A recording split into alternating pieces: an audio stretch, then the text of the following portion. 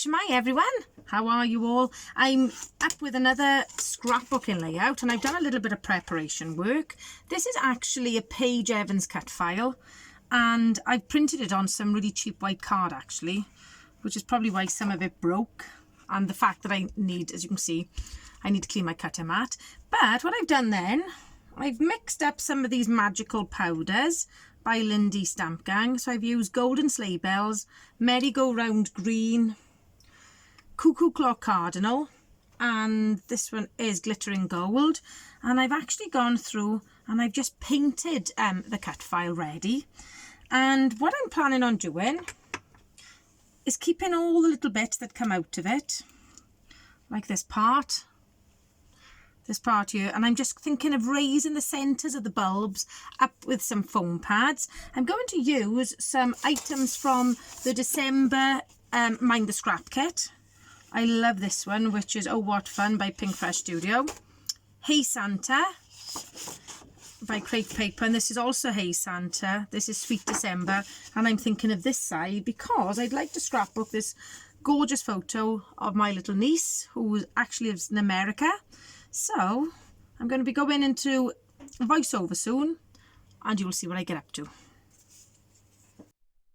So I'm just going to take it carefully off the cut file. My advice would be, if you are going to do this, to work very, very slowly, because even though it had dried for quite some time, it was still quite fragile in places.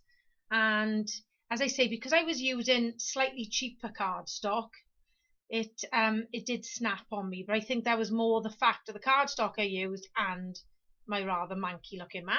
So I've taken them off, and as you can see, in all fairness, the majority of the centres of my lights stayed in place. Now, if I were doing this again, I would stick it down first, because this was a really, really fiddly way to do it. I wanted it to look like the light was giving off a light.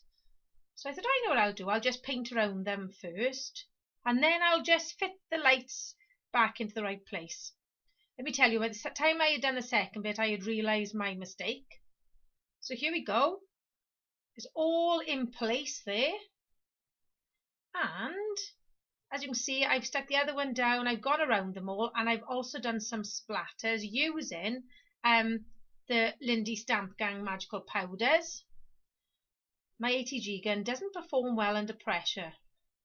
Whenever I'm doing a video, it always plays up. So I'm just matting my photo now, and I'm using this lovely crepe paper. I love the red. And to be honest, I've gone out to my comfort zone a little bit, because although I love mixed media, I've never done this much mixed media with painting, really, because I haven't got a very steady hand, I don't think. And when I look back now, I don't know whether I did the right thing going around those lights or not. But actually, in real life, it does look effective. But I'm just looking at them and seeing how uneven they are. So I don't know. But as I say, the finished product, I'm really pleased with. So I'm just cutting out this part of the paper, because it got fairy lights across the top. And I'm just sort of doing a bit of a photo cluster. So it is a lovely cut file to use with by Paige Evans.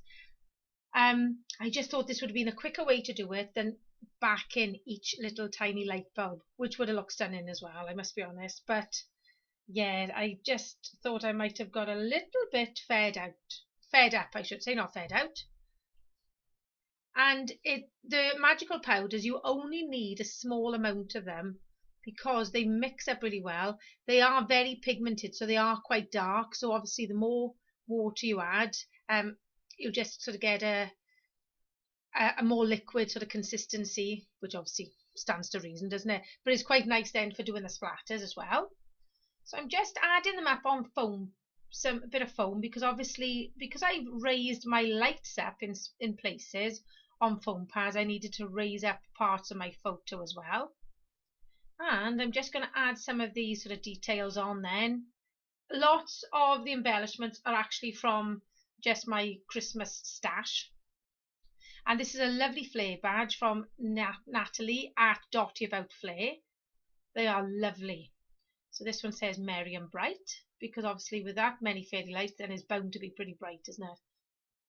And I'm just using some, as I say, some Christmas embellishments I've had in my stash, because although I'm using some of the Pink Fresh papers, they didn't all go with the colours that I had chosen for my lights, and that's a bit of a problem. I've got this really old sticker here.